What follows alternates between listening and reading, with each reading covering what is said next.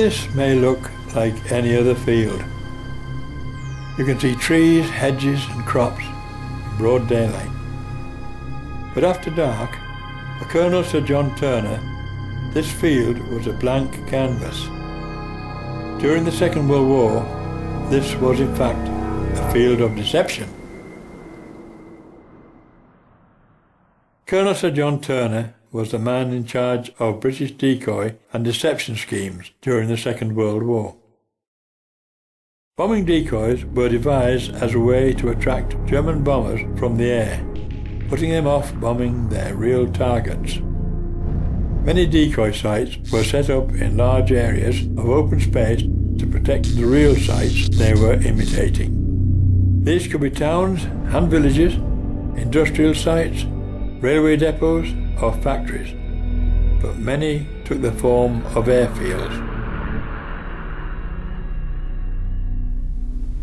This decoy site, situated at Wood Lane in Kelling on the North Norfolk coast, was classified as a Q site, which meant it was imitating an airfield by night.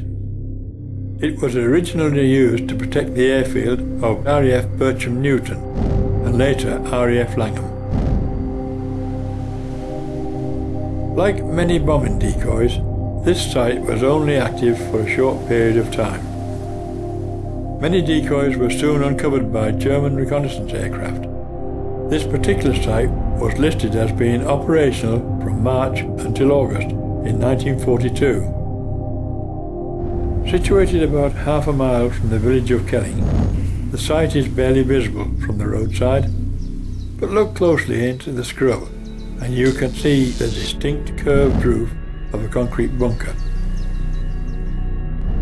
This bunker was the control centre for the decoy site and was constantly manned by a crew of 2 RAF personnel from the parent station. The bunker had 2 rooms. The large room was the operations room, which contained the controls for all the lighting throughout the site and had a telephone connected to the parent station. Basic comforts for the crew, such as a stove or table, were also provided, and ventilation was through ducts cut into the walls. A traversing corridor links the operations room with a smaller room, which housed the generator providing power for the whole site. Inside the generator room, you can see the 2 concrete plinths on which the generator was mounted. The large circular duct in the end wall was used for the engine's air intake. The smaller ducts were used for the exhaust. The engine would have been water-cooled by pipes fed from a galvanized tank mounted on top of the bunker. Fuel was supplied through feed pipes coming from a fuel tank situated outside. There were many bombing decoys throughout Norfolk, and the bunkers were built to a standard design. However, each bunker differed slightly depending on the construction materials available. Some were buried in a mound of earth for extra protection and camouflage. Blast walls were erected outside all entrances to the bunker to provide further protection for the crew. On top of many bunkers was a tower. A contraption utilizing a powerful light, such as a car headlamp, would be mounted here and move slowly in an arc to simulate aircraft taxiing. This light was codenamed Scarecrow and could be seen from the air for miles. A good example of this tower, complete with railings, can be seen here on top of the surviving bunker at Warham St Mary. Located about a mile north of Warham village, a bombing decoy was set up here in 1942 as a secondary Q site for the airfield at RAF Langham. 70 years later, the bunker still stands, identifiable by the brick blast wall which covered the side entrance.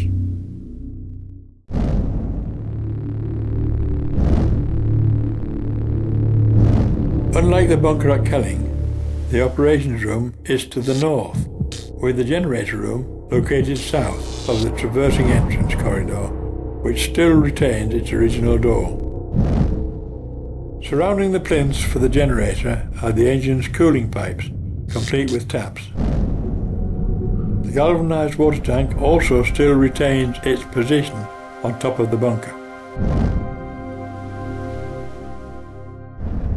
Elsewhere in the county, bombing decoys known as K-sites were also designed to simulate airfields by day. On the outskirts of the village of Fulmerston, a complete dummy airfield was laid out in 1940 to protect the airfields of RAF West Raynham and Fulham.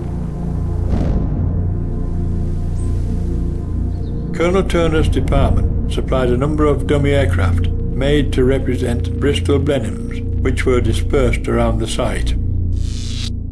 The site at Fulmerston was also operational by night and became designated a KQ site. However, after a year of operation, the site's daytime role came to an end, and only nighttime operations were carried out until the site's closure in the summer of 1942. 70 years on, the bunker still remains, slowly being claimed by the surrounding undergrowth.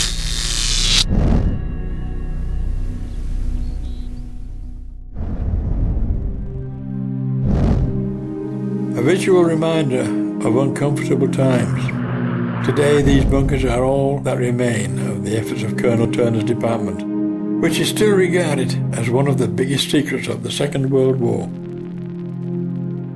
Let us not forget that the personnel manning these sites were putting their own lives at risk by attracting the enemy, with the hope of saving many others from the relentless bombing of the German Luftwaffe